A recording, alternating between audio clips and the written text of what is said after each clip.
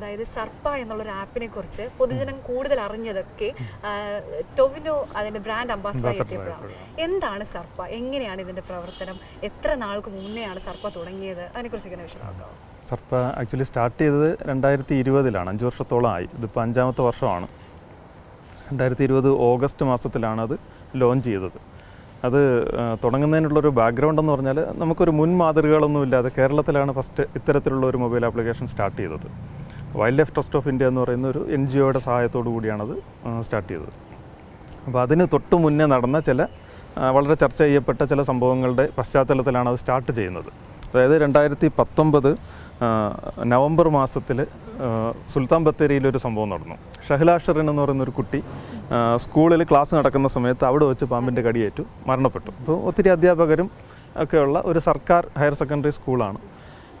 പക്ഷേ ആ കുട്ടിയെ രക്ഷപ്പെടുത്താനുള്ളൊരു ഇൻ്റർവെൻഷൻ നടത്താൻ എന്തോ ഒരു അവയർനെസ്സിൻ്റെ പ്രശ്നമോ അങ്ങനെ എന്തോ ഒരു ഇഷ്യൂ ഉണ്ടായിരുന്നു. അത് കാരണം കുട്ടിയെ രക്ഷപ്പെടുത്താൻ പറ്റിയില്ല എന്നുള്ളതാണ്. അപ്പോൾ ഒരു അവയർനെസ്സിൻ്റെ ഈ സ്നേക്സ് ആൻഡ് സ്നേക്ക് ബൈറ്റ്സിനെ സംബന്ധിച്ച് പൊതുജനങ്ങൾക്കുള്ളത് ഈവൻ എഡ്യൂക്കേറ്റഡ് പീപ്പിളിനായാൽ പോലും അവർക്ക് വ്യക്തമായിട്ടൊരു അവയർനെസ്സിൻ്റെ ഒരു പ്രശ്നമുണ്ട് എന്നുള്ളത് നമ്മൾ അത്തരത്തിൽ ചിന്തിച്ചു. പിന്നെ ഒന്ന് ഉത്രാ മർഡർ കേസ് 2020 മെയ് മാസത്തിലാണ് അത് സംഭവിക്കുന്നത്. അപ്പോൾ പാമ്പുകളെന്ന് പറഞ്ഞാൽ പ്രൊട്ടക്റ്റഡ് സ്പീഷീസാണ്. എല്ലാം അതീവ സംരക്ഷണ പ്രാധാന്യം അർഹിക്കുന്ന അല്ലെങ്കിൽ വൈൽഡ് ലൈഫ് പ്രൊട്ടക്ഷൻ ആക്ടിലെ ഷെഡ്യൂളിൽ ഉൾപ്പെടുത്തപ്പെട്ടിട്ടുള്ള ജീവികളാണ്. ഇപ്പോൾ പാമ്പിനെ ഉപയോഗിച്ച് ഒരാൾ കൊലപാതകം നടത്തിയെന്ന് പറയുമ്പോഴേക്കും പാമ്പുകളെ ഇത്തരത്തിൽ അനധികൃതമായി ആൾക്കാർ പിടികൂടി കൈവശം വയ്ക്കുന്നു, അതിനെ മറ്റ് കുറ്റകൃത്യങ്ങൾക്കൊക്കെ ഉപയോഗിക്കുന്നു. അത്തരം സാഹചര്യങ്ങൾ നിലവിലുണ്ട്. അതൊക്കെ ഒഴിവാക്കണമെന്നുള്ളൊരു ചിന്ത വന്നു. പിന്നൊന്ന് ഒരു പാമ്പിനെ പിടിക്കുന്ന ഒരാൾ പാമ്പിൻ്റെ കടിയേറ്റ് മരിച്ചു. സക്കീർ ഹുസൈൻ എന്നാണ് അദ്ദേഹത്തിൻ്റെ പേര്. അത് നടന്നത് 2020 ജൂണിലാണ്.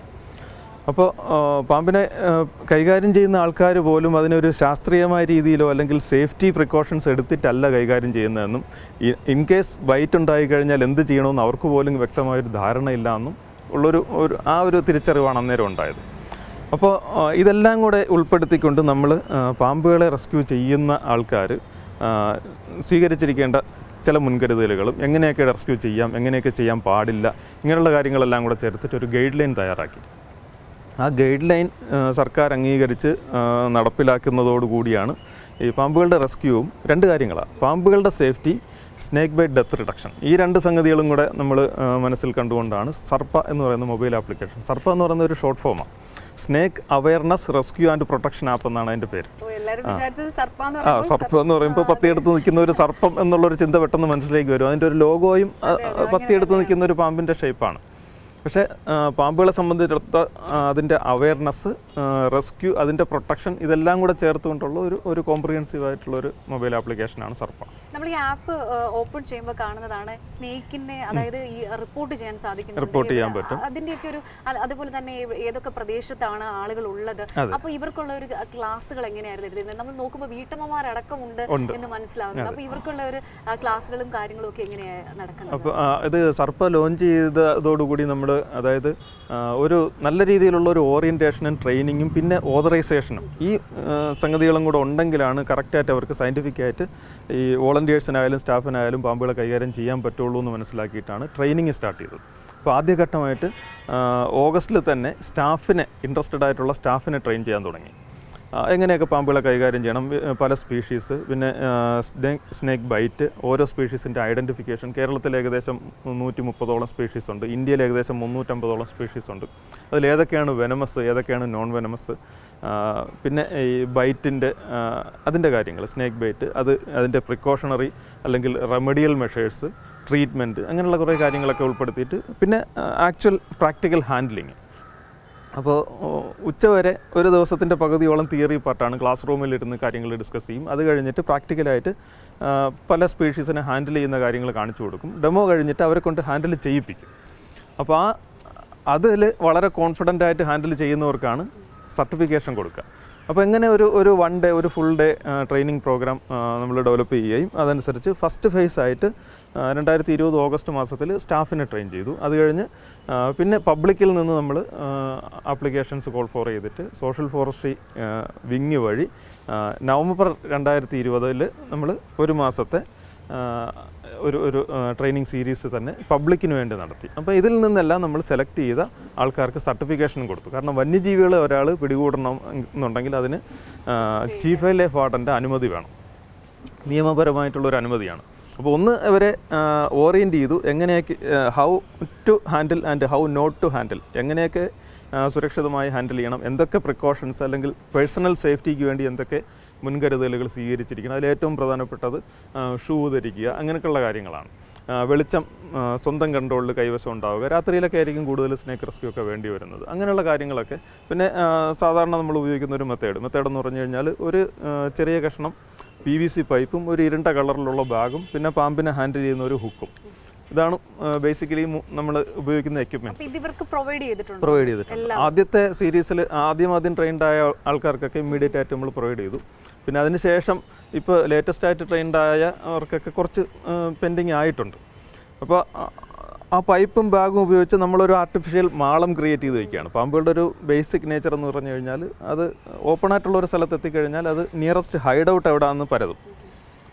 അതിന് സേഫായിട്ടുള്ളൊരു ഹൈഡ് ഔട്ട് നോക്കും. ഇരുണ്ട മാളങ്ങളാണ് പാമ്പുകളെ സംബന്ധിച്ച് ഏറ്റവും സേഫസ്റ്റ് ഹൈഡ് ഔട്ട്സ്. അപ്പോൾ നമ്മൾ തന്നെ അവിടെ ഒരു മാളം ക്രിയേറ്റ് ചെയ്ത് വയ്ക്കുന്നു. എന്നിട്ട് പാമ്പിനെ അതിലേക്ക് ഗൈഡ് ചെയ്യുന്നു. പാമ്പ് സ്വമേധയാ അതിനകത്തേക്ക് കയറി പോകുന്നു. നിർബന്ധപൂർവ്വം നമ്മൾ തള്ളിക്കയറ്റുമോ അല്ലെങ്കിൽ കുപ്പിയിലാക്കുകയോ അങ്ങനെയൊന്നും ചെയ്യുന്നില്ല. കുപ്പിയിലാക്കുമ്പോഴൊക്കെ പാമ്പിന് ഭയങ്കര ഇഞ്ചുറീസ് വരും. അപ്പോൾ ഇതുകൊണ്ട് ഉദ്ദേശിക്കുന്നത് പാമ്പിൻ്റെ വെൽഫെയറും കൂടിയാണ്. നമ്മളൊരു പാമ്പിനെ റെസ്ക്യൂ ചെയ്തിട്ട് കൊണ്ട് മറ്റൊരിടത്ത് സേഫായിട്ട് റിലീസ് ചെയ്യുമ്പോൾ ജനങ്ങൾക്ക് പ്രശ്നങ്ങളൊന്നും ഇല്ലാത്ത, അതായത് വിഷമില്ലാത്ത പാമ്പിനെയാണെങ്കിൽ പിടിക്കുന്ന ആ പരിസരത്ത് തന്നെ നമുക്ക് റിലീസ് ചെയ്യാം. വിഷമുള്ള പാമ്പിനെയാണെങ്കിൽ മനുഷ്യർക്ക് അപകടമില്ലാത്ത രീതിയിൽ ഒരു തൊട്ടടുത്ത ഏതെങ്കിലും ഒരു സ്ഥലത്ത് നമ്മൾ റിലീസ് ചെയ്യേണ്ടി വരും. അപ്പോൾ റിലീസ് ചെയ്യുമ്പോൾ ഈ പാമ്പിന് നമ്മൾ പിടിക്കുമ്പോൾ ഉണ്ടായിരുന്ന അതേ ഹെൽത്ത് കണ്ടീഷൻ വേണം, അതേ ഒരു ആരോഗ്യാവസ്ഥയിൽ വേണം റിലീസ് ചെയ്യാൻ. പരുക്ക് പറ്റിയിട്ട് നമ്മൾ പിടിക്കുന്നത് കൊണ്ട് ഒരു പരുക്ക് അതിനുണ്ടാകാൻ പാടില്ല. അപ്പോൾ ഇക്കാര്യങ്ങളും ഈ പിടികൂടുന്ന ആൾക്കാരുടെ പേഴ്സണൽ സേഫ്റ്റി ഇതെല്ലാം കൂടെ ഉൾപ്പെടുത്തിയിട്ടാണ് അവർ ട്രെയിനിങ് നടത്തിയത്. ട്രെയിനിങ് സ്റ്റാഫിൻ്റെ ട്രെയിനിങ് കഴിഞ്ഞിട്ട് പബ്ലിക്കിൻ്റെ ട്രെയിനിങ് വന്നപ്പോഴേക്കും നമ്മളെ അത്ഭുതപ്പെടുത്തിക്കൊണ്ട് പല കാറ്റഗറീസിലുള്ള ആൾക്കാർ, ബിസിനസ്സുകാർ, അതുപോലെ വിദ്യാഭ്യാസം വളരെ നല്ല വിദ്യാഭ്യാസമുള്ള ആൾക്കാർ, റിസർച്ചേഴ്സ്, ശാസ്ത്രജ്ഞന്മാർ, ഹൈക്കോടതിയിൽ അഡ്വക്കേറ്റ്സ് ഉണ്ട്, അതുപോലെ പോലീസ് ഫയർഫോഴ്സിലൊക്കെ ഉള്ള ഉദ്യോഗസ്ഥരുണ്ട്, ഇത് സ്റ്റുഡൻസ് ഉണ്ട്.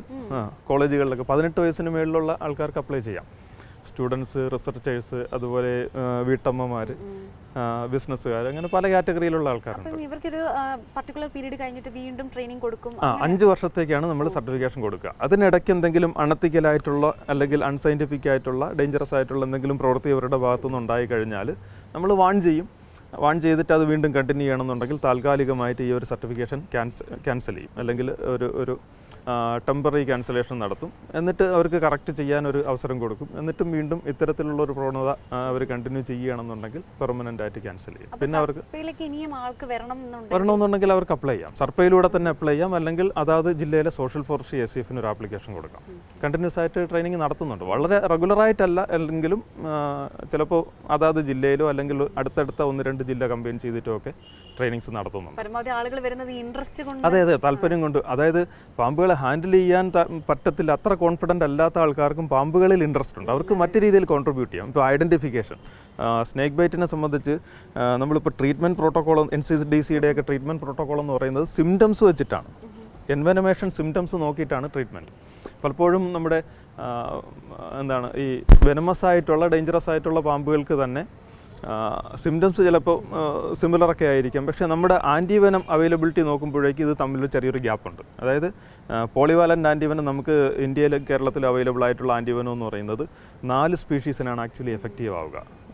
ബിഗ് 4 എന്നതിന് പറയുക cobra, Russell's viper, saw scaled viper, common krait. ഇതല്ലാതെയും വെനമസ് സ്നേക്സ് ഉണ്ട് നമുക്ക്. കിങ് കോബ്ര ഈ ആൻറ്റിവെനം ഇല്ലാത്തൊരു സ്പീഷീസാണ്. കിങ് കോബ്രയുടെ ആൻറ്റിവെനം നമുക്ക് കേരളത്തിൽ അവൈലബിൾ അല്ല. ഹംപ് പിറ്റ് വൈപ്പർ എന്ന് പറയുന്ന മറ്റൊരു സ്പീഷീസ് ഉണ്ട്. അപ്പോൾ അതിൻ്റെയും ആൻറ്റിവെനം നമുക്ക് അവൈലബിൾ അല്ല. അപ്പോൾ ഈ സിംറ്റംസ് നോക്കിയിട്ട് ട്രീറ്റ് ചെയ്യുന്ന ഒരു രീതിയാണ് ഇപ്പോഴും നമ്മൾ പിന്തുടർന്നു വരുന്നത്. അപ്പോൾ അങ്ങനെ ചില ഗ്യാപ്പുകൾ ഇപ്പോൾ ഈ സ്നേക്ക് ബൈറ്റ് ട്രീറ്റ്മെൻറ്റുമായിട്ട് ബന്ധപ്പെട്ട മേഖലയിലുണ്ട് എന്നുള്ളതാണ്.